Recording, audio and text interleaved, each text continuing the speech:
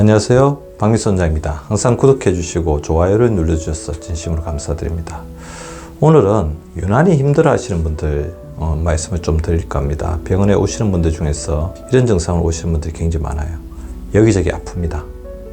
이유 없이 굉장히 계속 어지러워요. 그리고 늘 기운이 없습니다. 이런 분들을 위해서 어떻게 이 부분을 해결해야 되는지, 자, 오늘의 주제는 여기저기 아프고 이유 없이 어지러우며 늘 기운이 없다면 비우고 메꾸며 키워야 한다.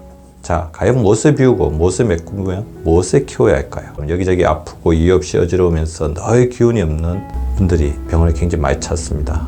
병원에 여기저기 다니게 되죠. 근데 병원에 가도 막상 원인을 찾을 수 없습니다. 의학적인 범주로서 심장병이나 충수도기염이나 위염처럼 명확하게 규정할 수 있는 질병이 아니기 때문이죠. 그래서 여기저기 아프다고 그러면 혹시 섬유근통 증후군이 아닐까? 근막통증 증후군이 아닐까? 이유 없이 어지러우면 제일 많이 의심하는 게 기나 뇌의 문제죠. MRI, CT까지 찍고 여러 가지 검사를 하지만 이상을 발견할 수 없습니다. 기운이 없다. 혹시 당뇨나 갑상선 질환이 아닌지 검사를 해보죠. 이상이 없습니다. 본인은 아주 힘들고 일상생활을 할 때도 굉장히 지장이 있으니까 삶의 질이 떨어집니다. 그리고 막상 큰 병이 아니까 굉장히 걱정을 많이 하지만 원인을 찾을 수 없으니까 굉장히 답답하고, 또 주변에서는 멀쩡한 사람이 자꾸 저러니까 깨병을 하는 것이 아닌가, 그런 이야기를 많이 듣기도 합니다. 분명히 기능에 문제가 있지만 그 기능적인 질환은 또 원인을 알아내기 힘들다는 그런 부분들이 있어요. 질병이라고 규정할 수는 없지만 이것은 질병을 일으키는 미병 단계일 수 있고, 또 기능적 질병으로서 질병보다 삶의 질을 떨어뜨리고 노화나 질병을 일으키는 더 무서운 질병의 씨앗일 수도 있습니다. 세 가지 특징이 다 나타날 수 있습니다. 여기저기 아프고 어지럽고 기운이 없는 증상, 한두 가지만 나타나는 분들도 있지만 꼬리에 물고 세 가지 다 나타나는 경우가 가장 많은데요. 그 이유는 이 세 가지 증상이 다 연결이 되어 있기 때문입니다. 증상들의 그 배후에는 과연 무엇이 있을까요? 저는 세 가지를 말씀을 드리고 싶습니다. 혈액의 오염입니다. 자, 혈액이 오염되어 있고 염증으로 넘치게 됩니다. 따라서 혈액순환이 되지 않고 여러 가지 문제를 일으키죠. 장의 누수입니다. 복통, 소화불량을 일으키고 간의 해독 기능이 떨어져 있고 장내 세균의 균형이 무너져 있습니다. 근육의 부족입니다. 근육이 부족하니까 우리 몸을 지켜주는 힘이 약해지게 됩니다. 이 세 가지의 문제들이 아까 말씀드린 아프고 어지럽고 기운이 없는 증상과 긴밀하게 연결이 되어 있습니다. 자, 그러면 혈액의 오염을 해결하기 위해서는 오염된 혈액을 비워내야 됩니다. 맑게 해야 됩니다. 제가 말씀드린 것처럼 혈액 내에 가장 많이 들어차 있는 것은 쓰리고죠. 우리 몸의 당, 혈관을 찌르는 제가 못이라고 많이 표현하는데요. 당이 넘치게 되면 혈관의 상처를 지속적으로 내게 되고 혈액은 찐득찐득해집니다. 콜레스테롤이 높아지면 당이 상처낸 자리, 혈압이 높으면서 상처가 난 자리를 계속해서 접착이 되면서 혈관부를 좁고 딱딱하게 만듭니다. 이렇게 혈액이 찐득해지고 혈관이 좁아지고 딱딱해지니까 혈액순환이 안 되죠. 혈압은 점차 높아질 수밖에 없고, 높은 혈압은 우리 혈관에 지속적으로 타격을 줄 수밖에 없습니다. 혈압을 높게 유지하기 위해서 어쩔 수 없이 심장은 비대해지죠. 이런 비대해진 심장 속에 간성동맥은 오히려 더 좁아지고 딱딱해지고 허약해졌기 때문에 협심증이나 심근경색의 원인이 될 수밖에 없습니다. 혈관을 비우기 위해서는 첫 번째, 혈관을 비우는데 가장 중요하게 저는 이 부분을 말씀드리고 싶습니다. 혈관 염증의 원인의 상당 부분은 고인슐린이 있죠. 인슐린이 우리 혈액 속에서 넘치는 것입니다. 인슐린이 혈액 속에 넘치는 가장 큰 이유는 탄수화물 중독에 의한 우리 몸에 넘치는 혈당이죠. 혈당을 조절하기 위해서 인슐린이 계속해서 무리할 수밖에 없고, 그러다 보면 인슐린은 기능이 떨어지는 인슐린 저항성 상태가 되면서 인슐린 역시 혈액 속에서 많이 나와서 보상을 할 수밖에 없습니다. 기능이 떨어진 인슐린이 혈관 속에 많이 나오게 되면 그것 자체가 많은 염증 인자를 만들어내면서 염증의 연결고리, 염증의 악순환을 이루어내게 됩니다. 자, 인슐린 살리기 위해서 많은 방법이 있지만 저는 항상 말씀드리죠. 밥 한 번, 반찬 한 번이 아니고 식사의 순서를 거꾸로 돌려야 합니다. 채소 한 젓가락, 단백질 한 젓가락, 밥 한 젓가락, 채소 한 숟가락, 고기 한 숟가락, 밥 한 숟가락. 이렇게 채소, 고기, 밥, 채소, 생선, 밥, 이런 식으로 채소, 비채소, 밥으로 식사 순서를 바꾸어야 합니다. 이 식사 순서를 바꾸는 것만으로도 혈당을 낮추고 우리 인슐린에게 많은 여유와 자유를 줄 수 있습니다. 자, 다시 한번 따라해 보시겠습니다. 채소 한 숟가락, 비채소 한 숟가락, 밥 한 숟가락. 채소 한 숟가락, 비채소 한 숟가락, 밥 한 숟가락. 이렇게 드시게 되면 자연스럽게 식사량도 줄어들게 되고 탄수화물의 섭취 비율도 줄어들게 됩니다. 자, 혈압을 낮추기 위해서는 한 가지만 기억해 주십시오. 마그네슘이 혈관의 긴장도를 낮추는 데 굉장히 도움이 될 수 있습니다. 마그네슘 많이 들어있는 견과류나 여러 가지 음식들 드셔주시고요. 젓가락으로 식사해서 국물 섭취를 줄여주시기 바랍니다. 혈당의 기능을 높이기 위해서는 거꾸로 식사법이 중요하고요. 크롬 자체가 또 도움이 될 수가 있어요. 콜레스테롤을 낮춘다. 특히 중성지방을 낮추고 좋은 콜레스테롤을 높이기 위해서는 오메가3가 풍부한 음식들을 섭취하는 것이 좋을 것 같습니다. 당을 많이 섭취하면서 혈관이 딱딱해져 있거나 혈관 기능이 나쁜 사람이라면 비타민 B가 당독소를 제거하는 기능을 가지고 있기 때문에 도움이 될 수가 있을 것 같고요. 혈관에 긴장도가 올라가 있거나 혈관 협착이 심한 분들은 산화질소를 풍부하게 포함하고 있는 아르기닌 등의 음식들을 섭취하는 것이 도움이 될 것 같습니다.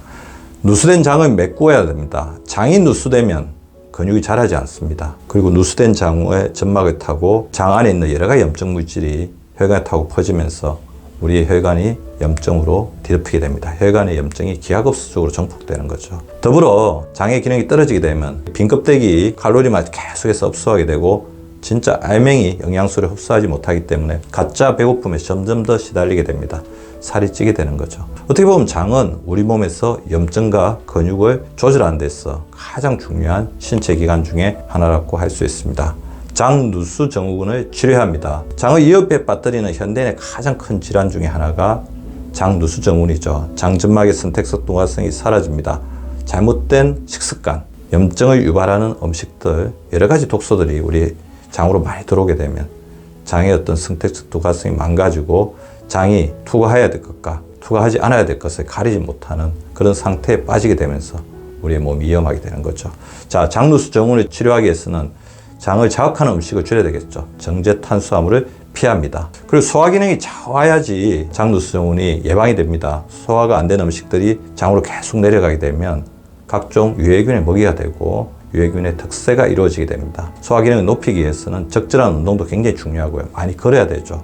더불어 소화 효소가 풍부한 발효 음식을 드시기를 바랍니다. 그리고 장내 세균숲의 균형을 위해서 자기 장내 세균총에 맞는 유익균을 접종을 시키는 게 굉장히 중요하죠. 장내 유익균의 접종이라는 것은 자기한테 맞는 유산균을 드시는 것을 말씀을 드리는데요. 자, 드시다 보면 자기한테 맞는 유산균, 맞지 않는 유산균이 있다는 것을 알게 될 겁니다. 신중하게 선택해서 호전 반응과 악화 반응을 잘 살펴보면서 자기 장내 세균총에 어울리는 유산균의 어떤 선택을 잘 하시는 게 중요할 것 같고요. 장점막의 재생을 돕기 위해서 여러 가지 영양소들이 좀 필요할 것 같은데요. 저는 이제 필수 지방산, 글루타민, 아연, 비타민 D 등을 권유드리고 싶습니다.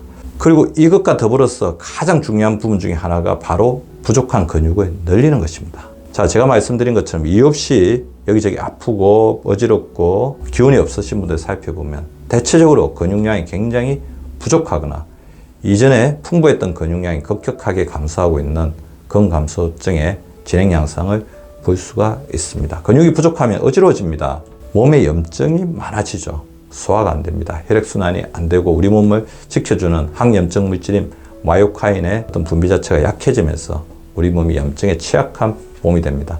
근육을 늘리려면 단백질 섭취가 중요하고 단백질을 또 도와주는 가장 중요한 항산화 영양소, 비타민 A, C, E, 각종 미네랄이 풍부한 파이토케미칼의 섭취가 굉장히 중요해요. 자, 근육은 단백질을 재료로 해서 자라지만 이것을 키우는데 결정적 역할을 하는 건 두 가지가 있습니다. 바로 혈관과 운동입니다. 그래서 근력 운동을 꾸준히 하셔야 돼요. 특히 이제 중년 여성분들 운동하라고 하면 대부분 이제 유산소 운동만 하고 계시는데 근력 운동을 반드시 해야 됩니다. 팔굽혀기, 잇몸 일으키기, 그리고 제가 항상 알려드리는 손허벅지 운동, 이런 것처럼 가볍지만 근육에 자극을 주는 운동을 끊임없이 해주시기 바랍니다. 생활의 운동화, 그러니까 생활 속에서 7,000보를 걷는다. 그리고 운동의 생활화, 자기가 있는 공간에서 끊임없이 근육을 키우기 위한 운동을 해주시는 게 중요할 것 같고요.